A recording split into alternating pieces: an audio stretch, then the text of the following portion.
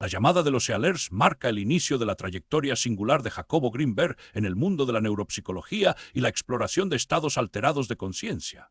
Publicada en 1979, esta obra es el producto de las primeras investigaciones formales de Grinberg, cuando aún era un joven investigador en el programa de doctorado en Ciencias Biomédicas de la Universidad Nacional Autónoma de México. Lo que diferencia a este libro de la literatura psicológica convencional de la época es que Grinberg no se limitó a estudiar fenómenos desde fuera, decidió explorar directamente los territorios que otros académicos preferían mantener a distancia segura. El concepto de Ehler, sanador en inglés, es central en el libro.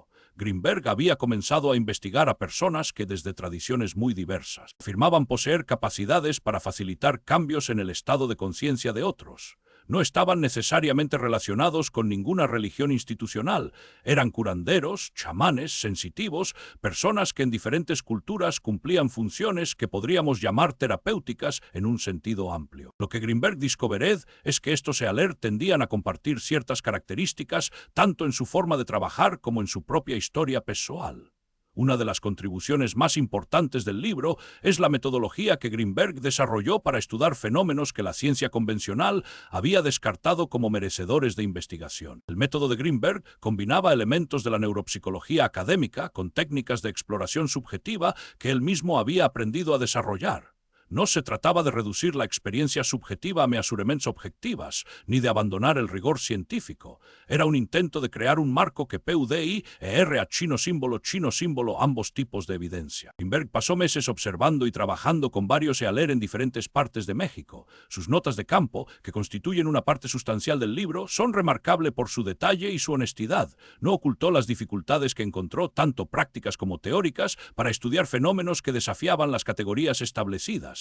Tampoco ocultó sus propias reacciones personales ante experiencias que eran, en el mejor de los casos, extraordinarias. A través de sus observaciones, Grinberg comenzó a desarrollar una teoría de la sanación que iba más allá de las categorías médica y psicológica convencionales. La sanación, sugiere, no es simplemente un proceso de repair biológico o psicológico, es también, y quizás principalmente, un proceso de reconexión con dimensiones de la experiencia humana que habían sido perdidos o disociados. Los Ehler que estudió parecían poseer la capacidad de facilitar esta reconexión en otros, aunque no pudieran explicar exactamente cómo lo hacían.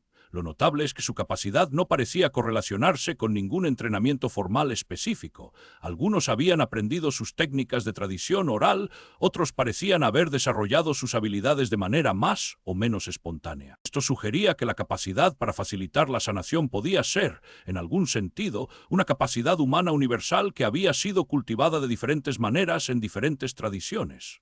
Una de las intuiciones más persistentes de Grinberg, que reaparecerá en toda su obra posterior, está relacionada con el papel de la intención en la configuración de la realidad. Los Ehler que estudió compartían una característica notable. Sus intenciones parecían afectar la realidad de maneras que no podían explicarse por los mecanismos causales habituales. No se trata de magia en el sentido popular del término, se trata de algo más sutil y más difícil de capturar en lenguaje científico. Grinberg comienza a desarrollar aquí una perspectiva sobre la relación entre la conciencia y la materia que más tarde elaborará en sus obras sobre la naturaleza de la realidad.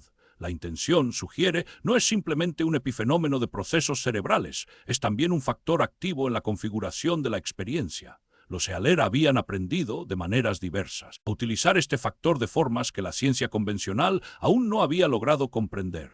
La llamada de los Ehler estableció muchas de las características que distinguirían toda la obra posterior de Grinberg: la combinación de rigor académico con exploración personal, la disposición a tomar en serio fenómenos que la academia prefería ignorar, y la insistencia en desarrollar nuevos marcos conceptuales cuando los existentes resultaban insuficientes. El libro es también un documento de su época, la México de los años 70, con su mezcla de tradiciones indígenas y modernidad académica, y una ventana a la evolución de un pensamiento psicológico que buscaba trascender los límites de lo establecido. Nota, este resumen es un análisis educativo independiente inspirado en las ideas de Jacobo Grinberg.